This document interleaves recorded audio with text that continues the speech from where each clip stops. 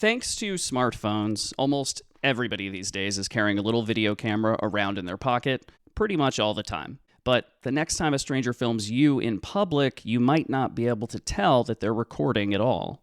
In fact, their camera might look just like an ordinary pair of glasses.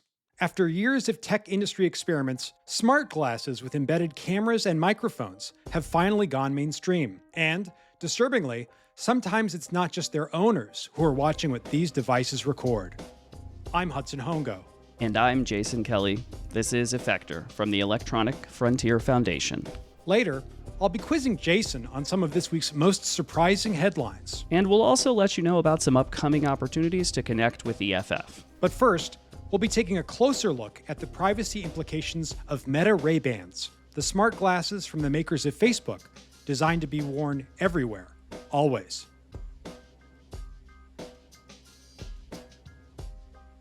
So specifically what we're talking about today is Meta Ray-Bans, which, as far as I can tell, are the first device of this kind, the kind of smart glass world, smart glasses, to really get any interest outside of tech enthusiast circles. Yeah.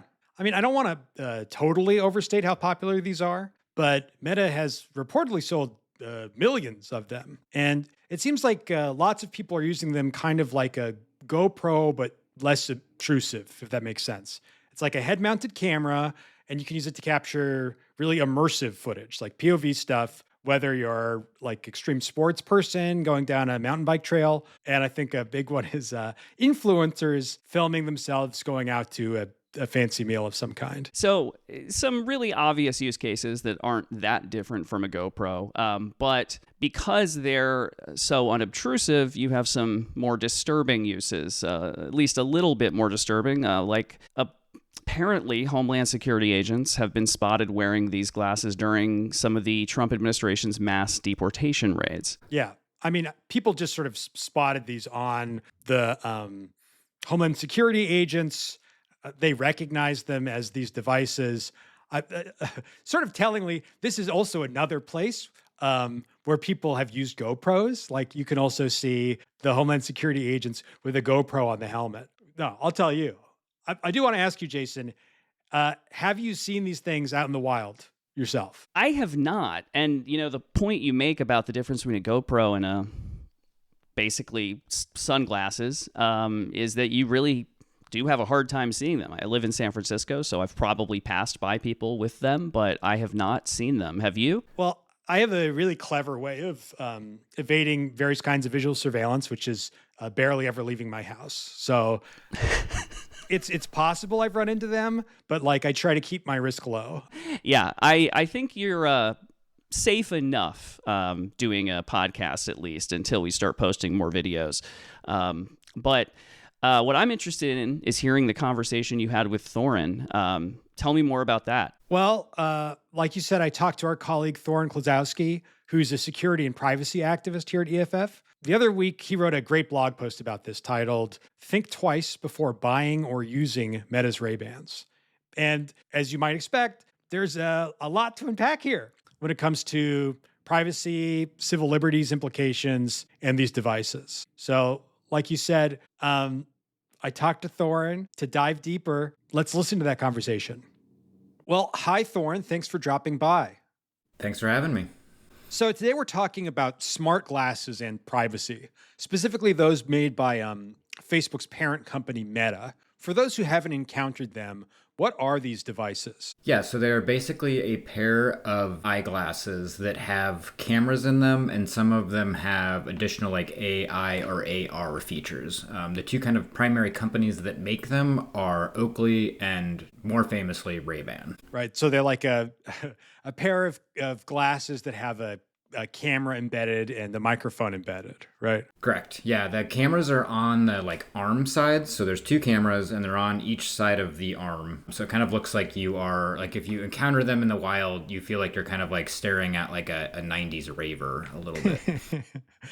And unlike some of the similar devices like this we've seen over the years, these are actually pretty popular. I think I saw they sold something like 7 million of these last year. Yeah, they were They've been out for a while and they kind of were, I wouldn't say floundering, but they were kind of like on the outside. They were sort of a niche product that kind of, you would encounter them occasionally in the real world, but they were rare. And then, yeah, last year they just exploded and started selling like a lot more than I think anyone was expecting. And like to the point where I have seen them out in public many times. And as I understand it, being able to tell if they're recording is a fairly subtle visual cue, right? It's like just a little light on the nose pad or something.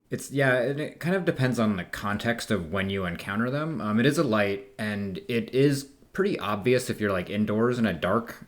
Like I saw some at a conference one time. I've seen them in restaurants, and it's like you can tell they're recording. It's pretty clear. But outside, it's less so. Like I've seen the Oakleys like pretty frequently on bike trails here in Los Angeles. I've encountered them, and you definitely do not know unless you are like really looking for it. A little more subtle than like a GoPro strapped to your forehead. Yeah, or holding a camera, or your phone for that matter. So there was a pretty alarming report in a Stockholm newspaper recently, Svenska Dagbladet, I think, about AI annotators in Kenya viewing footage from these Meta Ray-Bans. What did these newspapers find? They found exactly that. And so a lot of the footage that gets triggered when you use the AI features gets sent to kind of like check to see, ostensibly like what if the footage is like recording properly or what's in it, like if the AI is doing what it's supposed to be doing. It's very common with a lot of AI products. But in this case, it includes all sorts of very personal information, like including nudity, sex, going to the bathroom, kind of all of the things that you would expect to be either intentionally or accidentally recorded whenever you have cameras mounted to your face all day long. Yeah, so I mean, fundamentally what this means is that the footage that people are recording on these things is not private, right? It's very difficult to keep track of where it is at any point in the process. Like, so the stuff that's like sent for this AI annotation or, checking to make sure it's like working properly, all of that kind of stuff is you don't really have like a ton of control over it. None of it's like end-to-end encrypted. So none of it's like kept completely off of any company servers. So it's very difficult to like know where it is at any point as a consumer. And on top of that, it's also saved like by default to your camera roll. So if you're storing that in cloud storage, it's also going there. So kind of it just can be everywhere if you aren't very vigilant about like where you're storing it.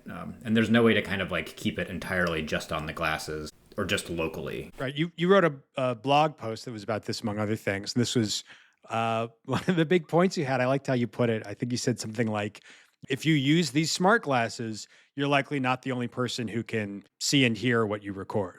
Yeah, like any other kind of footage like this, it can kind of just end up everywhere. And there's not a lot of technical barriers to stopping that with the sorts of encryption that we tend to use for storing photos, with some exceptions. The videos are being used for AI training, and we know at least in some cases this goes to human review. The recorded audio is also being saved by default.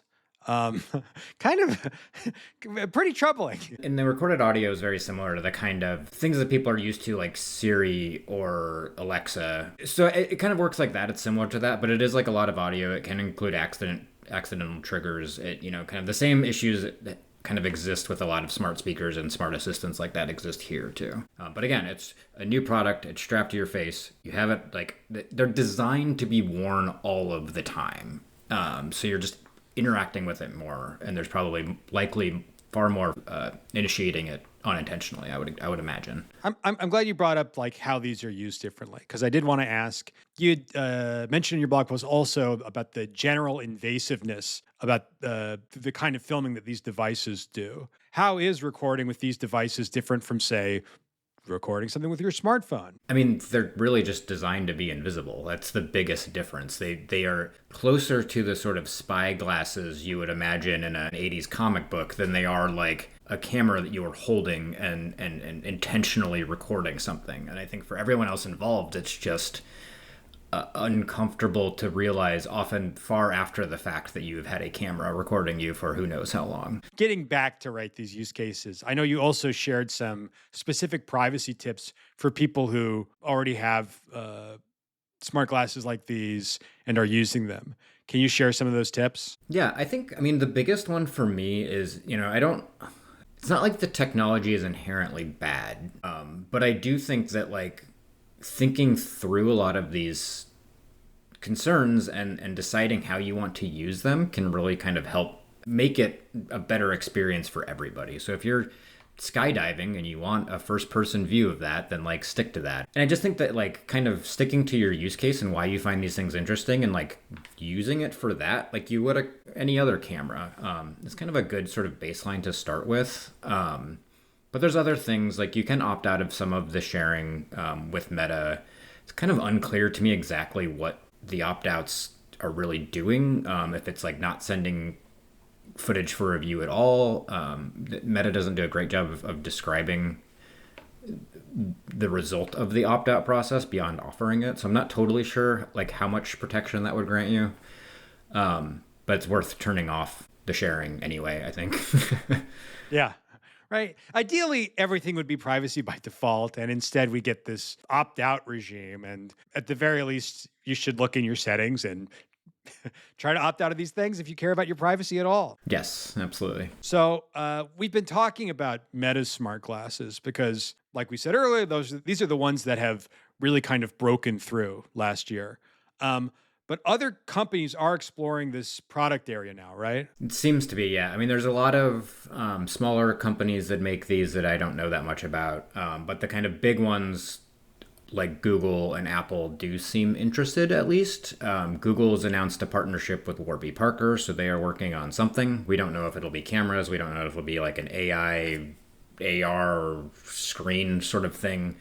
There have been rumors about Apple for years with this kind of stuff. Who knows where that'll go, if it'll happen. And then, of course, Snapchat has had a very similar product for quite a long time. It didn't get those kind of came out, and I think there were people concerned about it, but it just didn't have the social staying power that we've seen with the Ray-Ban specifically. So all of this kind of points to the same thing, which is that these are devices that are asking us to effectively put even more trust in tech giants that have a pretty poor record when it comes to rewarding that trust, right? Yeah. You can imagine a kind of different alternate reality where maybe a product like this existed that was kept locally. You could store it directly on your phone. It could be useful for filming, law enforcement actions. Like there's like another alternate world where this could be happening. And maybe there will be competing products that kind of take this stuff into account.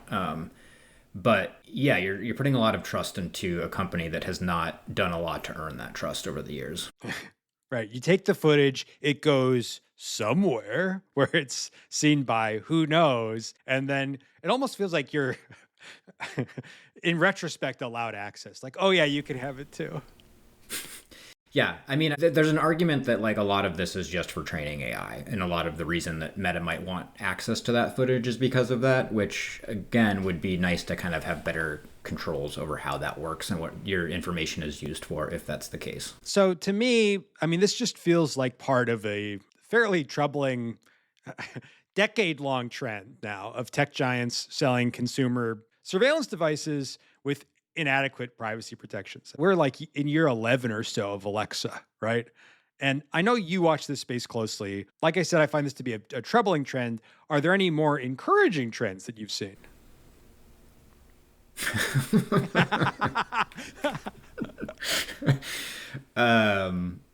No, not particularly. There is increasingly, I think, an awareness of how these companies are interacting with these devices and when and where we can kind of like take control of them and ownership of them is starting to bubble up more than I have seen in the last 10 years. So I think there is a small, tiny sliver of hope that we can maybe see in that. Yeah, I think awareness is some of the most encouraging stuff I've seen recently. I was surprised and in some ways delighted by the reaction to the Ring Super Bowl ad that suddenly people are thinking like, oh, right, these like consumer surveillance devices, it matters what is being done with this footage, this data. Yeah, I think there is an angle of stories that are being told right now using surveillance as how they're kind of looking at the world in general, in a way that we have not seen in the past quite as deeply. And I think that that is helping bring awareness slowly but surely to the kind of implications of a lot of this stuff. Well, Thorin, thanks again for dropping by. Thanks for having me. So, what do you think, Jason? I personally get what people find neat about these devices, but I'm not sure how else to put it. There's just like, this is a very meta implementation, execution of this kind of device. Yeah, there were some things I learned from that conversation with Thorin and from the blog post that do scream Mark Zuckerberg. For example, the fact that you have to use basically the Meta AI app to use the glasses, or at least to use a lot of the features in them, which isn't a huge surprise, but that's the same app that they want you to install to sort of replace Gemini, Google's AI app, right? So they're sort of forcing you to use their technology, if you will. And the way those two things are separated in the app, I downloaded it just to check, there's like a tab for all the AI questions and AI stuff you want to do, and then there's a tab for the glasses, and maybe you just never use the other tab if you don't want to. I'm not sure, but yeah, we'll talk a little bit more about the other meta-like parts of this story.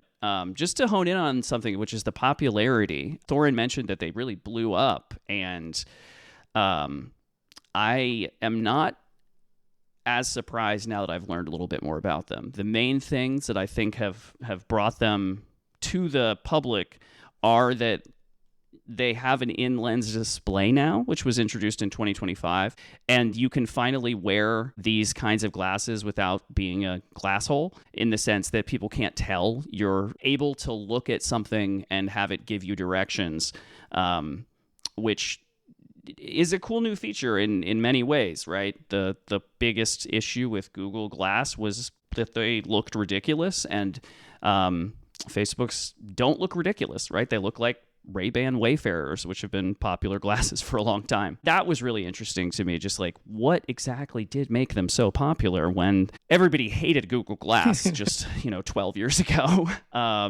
What else about the sort of meta-ness of these worries you in the ways that Meta should always worry us? Well, it's just like there's a way that we're familiar with using cameras of all kinds, right? Whether it is like a video camera, a phone camera, or a GoPro. Oh, I like press record, and then the thing has recorded it, and that's where it is, right? Like a GoPro. Yes, on the device. Yeah, right. A GoPro, like a traditional digital camera, it's like there. It's like on a drive there. And this entire thing seems to be built around, oh, you record it, and then it goes somewhere, right? Somewhere.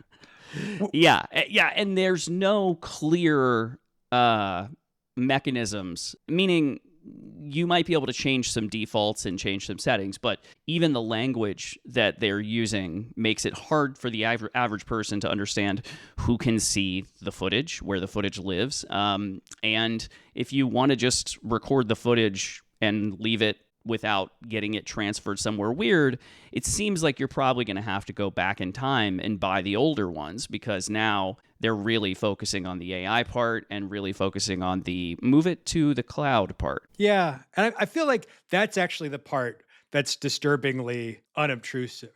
Not even less so than its appearance, right? Certainly now they're less obvious, right? If you encounter one in the wild, but I feel like even more obscured is the fact that like you don't really know where these recordings are going. I mean, you're old enough, Jason, I assume, that you remember taking like a roll of film to the drugstore to get developed. Yeah. I've tried to get into film photography as an older person and done it recently. So yeah, absolutely. And if there was like something you took a photograph of that you didn't want someone else to see, it was pretty simple, which was you just did not hand them the roll of film. That's right. Yes. Yeah. Yeah. The changes, I've been thinking about these devices and this shift a little bit the way that we've thought about Ring cameras, and people have come to sort of understand that it's really cool to have a camera on the front of your house to see who's there and whether or not your packages have arrived and things like that. And also, people have come to understand that video or photo can go to a lot of places that you don't expect it to. And so, there's the double-edged concern here that you've really pointed out, which is they're unobtrusive to the person that might be being recorded or people, and the ways that the data is handled is extremely vague and hard to change. And like Thorin mentioned, you can imagine an alternative universe where these devices follow something closer to our traditional relationship with recording devices we own, where it's like, oh yeah, obviously it's your Ring doorbell. We're going to encrypt it all by default, and it's going to be saved locally somewhere for your personal access, not as like part of a network of eyes on your community. Yeah.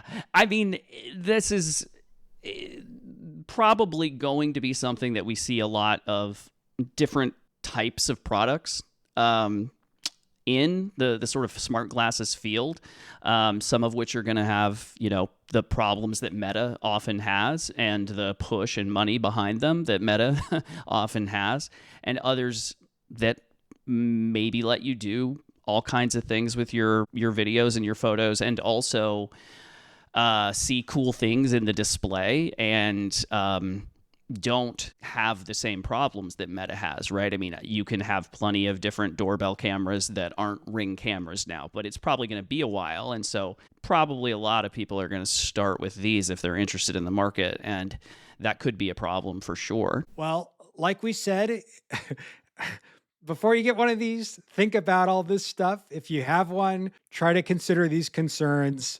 You can read even more on EFF.org.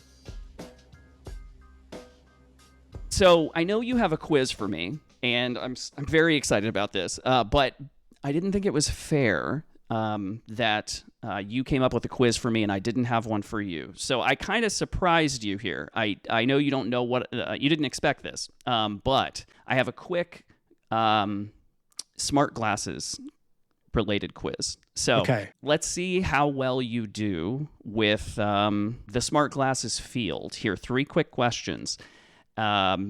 Starting with, what was the first name of Meta's smart glasses? When they first released them, what were they actually called?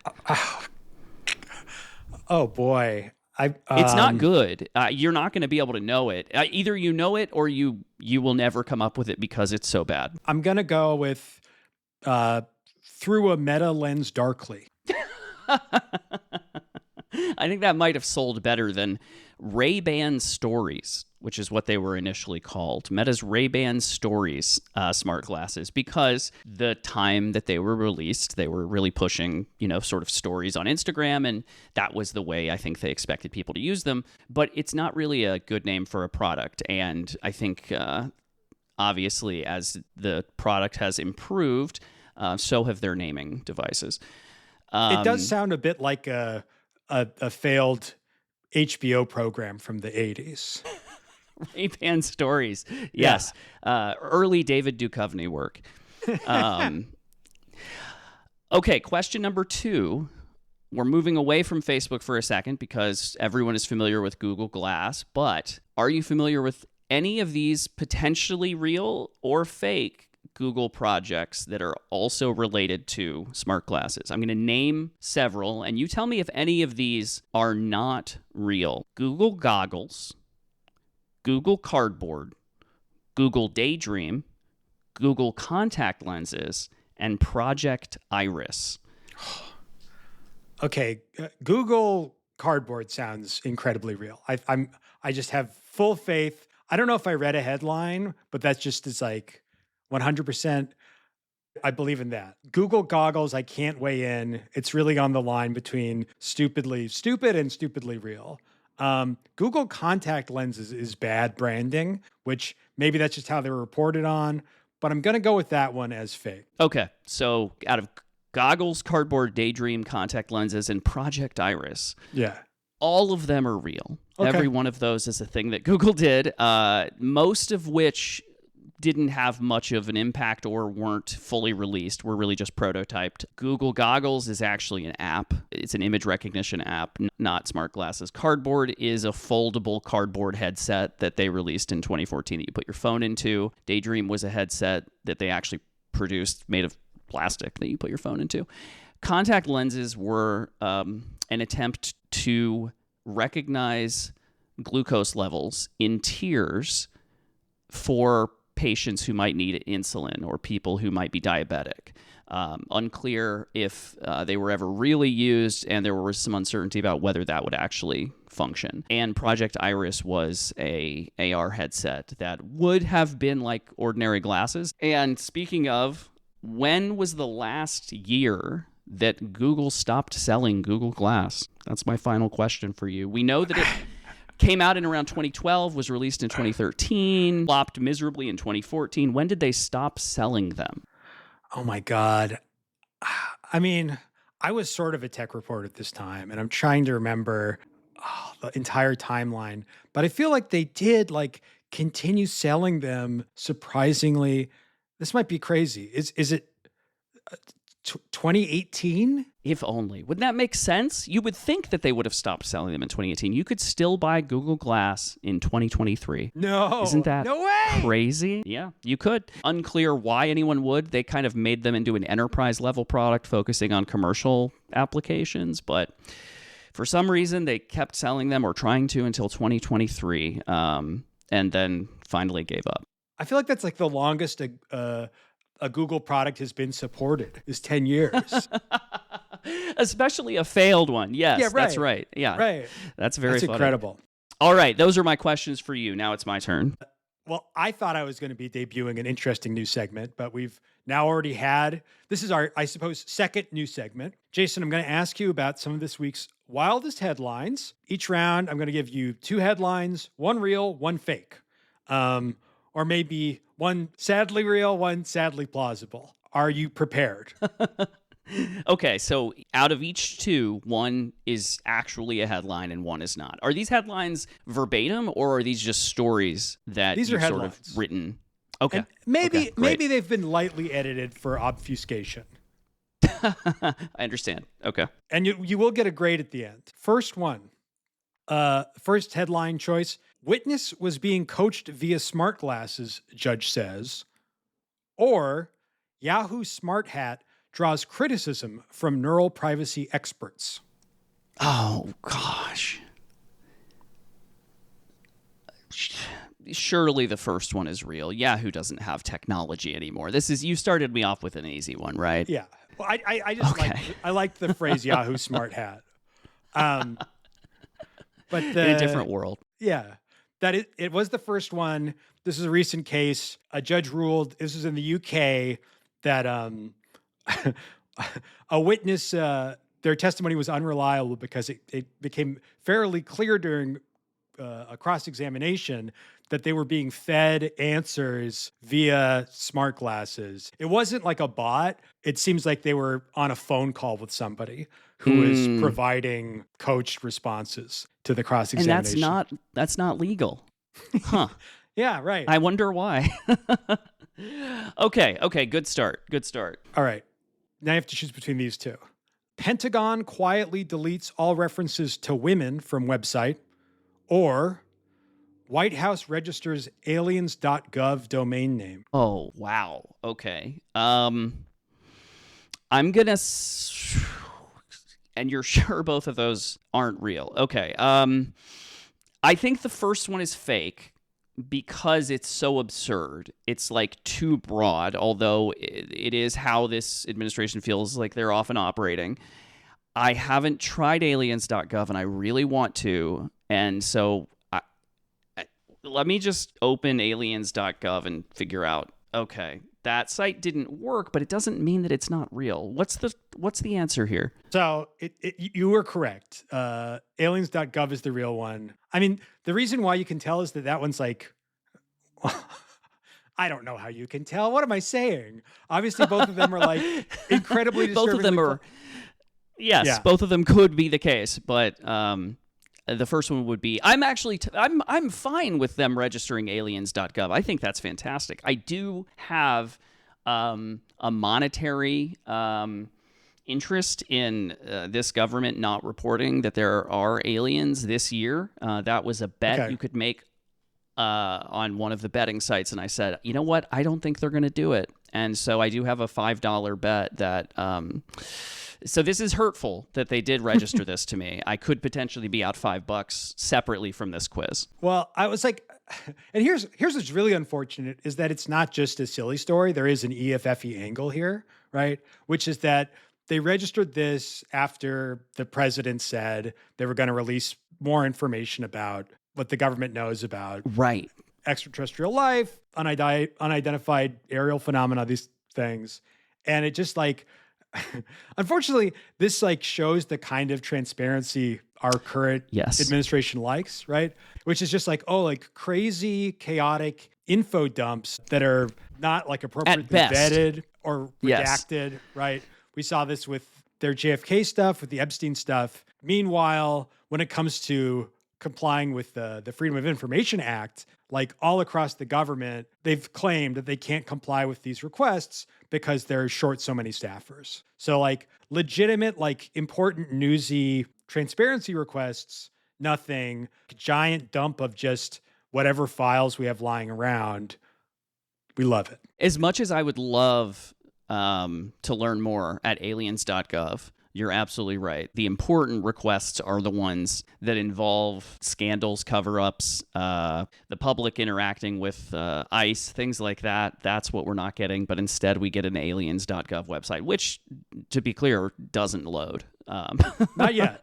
Not yet. Not yet. It's like, I don't even want to get into it, but the outlets that have asked about it have gotten the response of stay tuned from the White House.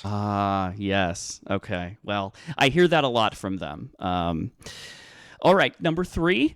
I'm doing good. You're 2 for 2 for now. All right. Third one. CEO asks ChatGPT how to void $250 million contract, loses terribly in court, or $250 million Kalshi profit on Avatar Oscar raises insider trading questions. I just want to point out that the place I'm betting on aliens.gov is not Kalshi. Okay. These are both very possible. The numbers, you've done an interesting thing there. I'm going to say that the most EFF-y one is real. The one that most impacts digital rights. And I think that's the first one. I think the first one is real. You are correct. That is the real one.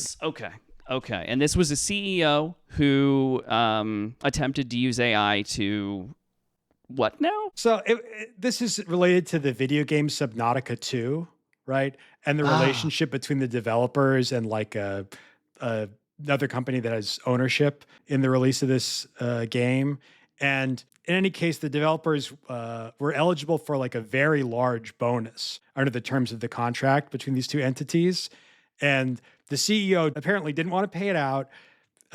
This is from court filings and a ruling that happened the other week. Asked their legal team how to avoid paying this out. Legal team said, it's in the contract. We're just going to have to do it. He was not satisfied with that. So he turned to instead. Turned to ChatGPT. He turned to AI. Right, which initially also told them like, oh, don't do this. This is also a bad idea. But eventually was able to coax out a game plan to try to avoid this payout. And this is an ongoing case, but the latest was the judge ruled that the developer had to be reinstated in the job that they were dismissed from. It's an incredibly messy situation, but it does show that I especially if you like have a legal team, definitely trust them over the chatbot. I think that's a great idea as an employee of a legal firm. I think that is a really smart approach. Okay, number 4. Number 4. So I'm 3 for 3. You're 3 for 3. That's it. And I promised you. Oh, I got them all? Yeah. Yeah. Okay, what does that mean? What do I win? Well, you win a title, which is you and anyone else who is listening and got 3 for 3, you are awarded the title of Certified Doom Scroller. Okay. Did you come up with titles for the other ranks? Because I did. I bet they're pretty good. Okay, let's hear them. Well, I just, for people listening home, if you got 0 out of 3, you're sadly just a news loser. 1 out of 3, habitual grass toucher. And Probably good. 2 out of 3 is a classic very online. Makes sense. I have reached the level of above very online. Oh, yikes. That was a really fun time. I hope we can do that again in the future, given that I'm filling in for Christian while he's out. So that was the best part of my week so far. It is Monday morning. Well, now it's time for events and opportunities. Jason, how can people connect with EFF in the weeks to come? Well, there are some very good EFF events and opportunities coming up. First, Cindy Cohn, EFF's executive director, is continuing her book tour around Privacy's Defender, which is doing very well and getting a lot of positive attention. She's been visiting a bunch of different places and doing talks, and this book is kind of her personal chronicle of standing up to the Justice Department, taking on the NSA, and tangling with the FBI to protect our digital rights at EFF, and there are a lot of really interesting cases in there that she's been involved with. And next, she'll be at Harvard Bookstore in Cambridge, Mass. on March 24th. So if you are over in the Massachusetts area, March 24th, get a nice visit with Cindy. On April 1st and 2nd, you can catch EFF at CypherCon. That's a conference in Milwaukee, Wisconsin, and we're presenting one of the keynotes, and we'll have a membership table so you can stop by, get your burning digital rights questions answered, maybe grab some merch, and donate to support us, given that we are a nonprofit and we are member supported. You can learn more about these events and other things that you can go to, or other ways to see EFF in person, at eff.org/events. And lastly, the opportunity that you mentioned. EFF is hiring a donor operations specialist to support our development team's fundraising operations and our use of Microsoft Dynamics 365. This is a hybrid position based in San Francisco. Learn more about this job and other opportunities at eff.org/about/opportunities. Thanks, Jason. Well, that's it for this week's Effector. Effector is a podcast by the Electronic Frontier Foundation, the leading nonprofit defending online civil liberties. Our theme music is I Dunno by Grapes. EFF promotes digital innovation, defends free speech, fights illegal surveillance, and protects rights and freedoms for all. Become an EFF member today at eff.org/podfan. That's eff.org/podfan.